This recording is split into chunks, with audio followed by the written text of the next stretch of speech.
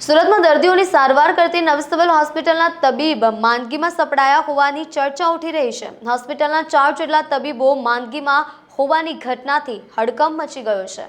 ચોમાસાની મોસમમાં સુરતમાં વિવિધ વિસ્તારમાં પાણી અને મચ્છરજન્ય બીમારીના કેસમાં વધારો થઈ રહ્યો છે। આ સાથે નવી સિવિલના કેમ્પસમાં કેટલીક જગ્યાએ પાણીનો ભરાવ થવાને કારણે ગંદકીને લીધે મચ્છરોનો ઉપદ્રવ અને રખડતા ડુક્કરો ત્રાસ વધ્યો છે। આવા સંજોગોમાં દર્દીને સારવાર આપતા સિવિલના ડોક્ટર સહિતના કર્મચારીઓ હાલાકી વેઠી રહ્યા છે।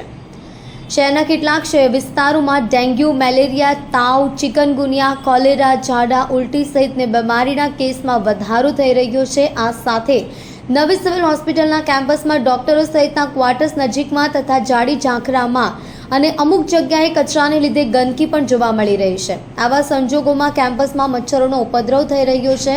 પણ નવાઈની વાત એ છે કે કેમ્પસમાં ગંદકીના લીધે વધુ પડતા ડુક્કરો ક્વાર્ટર્સની આજુબાજુ ફરી રહ્યા હતા, જેને લીધે ડોક્ટર સહિતના સ્ટાફ હેરાન પરેશાન થઈ રહ્યા હોવાનું ડોક્ટર સૂત્રોએ કહ્યું હતું। નવી સિવિલમાં દર્દીઓને સારવાર આપતા કેટલાક ડોક્ટર તથા અમુક કર્મચારીએ તેમના પરિવારના અમુક સભ્યો પણ ડેન્ગ્યુ, મેલેરિયા, ચિકનગુનિયા, તાવ સહિતની બીમારીઓની ચપેટમાં આવી રહ્યા હોવાનું ડોક્ટરે જણાવ્યું હતું। થોડા દિવસ પહેલા સિવિલમાં ફરજ બજાવતા 2 ડોક્ટર ડેન્ગ્યુની ચપેટમાં આવ્યા હતા, જ્યારે ચિકનગુનિયામાં અન્ય 2 સપડાયેલાનો સમાવેશ થાય છે।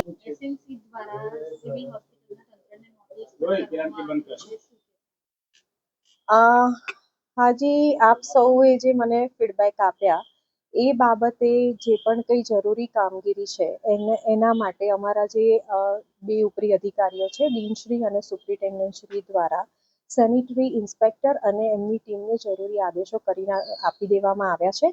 અને આ બાબતે તાત્કાલિક ધોરણે ઘટતું કરવા માટે એમને જણાવી દેવામાં આવ્યું છે।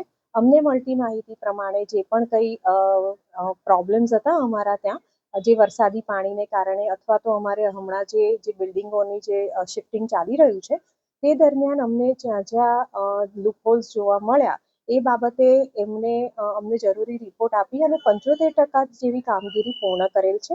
જે બાકીની કામગીરી છે તેને તાત્કાલિક ત્વરિત ધોરણે કરવામાં આવે તેવા આદેશો અમારા ઉપરી અધિકારીઓ દ્વારા થઈ ગયા છે અને એનું તાત્કાલિક નિરાકરણ આવશે। જી સર, જે સિવિલ હોસ્પિટલમાં જે ગંદકીના કારણે જે એસએમસી દ્વારા નોટિસ પર કરવામાં આવેલી છે, કેવી રીતે કાર્યવાહી કરવામાં આવેલી છે? સુરત મહાનગરપાલિકા તરફથી અહીં અમે 8મા ઝોનના કાર્યક્ષેત્રમાં નવી સિવિલ હોસ્પિટલ આવેલી છે। તેની અંદર કેમ્પસની અંદર પાણી ભરાવા હોય છે, કન્ટેનરો હોય છે, તેની અંદર વરસાદના કારણે પાણી ભરાવા થતા હોય છે અને સુરત મહાનગરપાલિકા તરફથી બી કામગીરી કરવામાં આવે છે। નવી સિવિલ હોસ્પિટલનો સ્ટાફ અહીંયા મૂકવામાં આવેલો હોય છે, એ લોકો તરફથી કામગીરી થતી છે, એ લોકોના SSI પણ હોય છે અને એ લોકો કામગીરી કરતા હોય છે।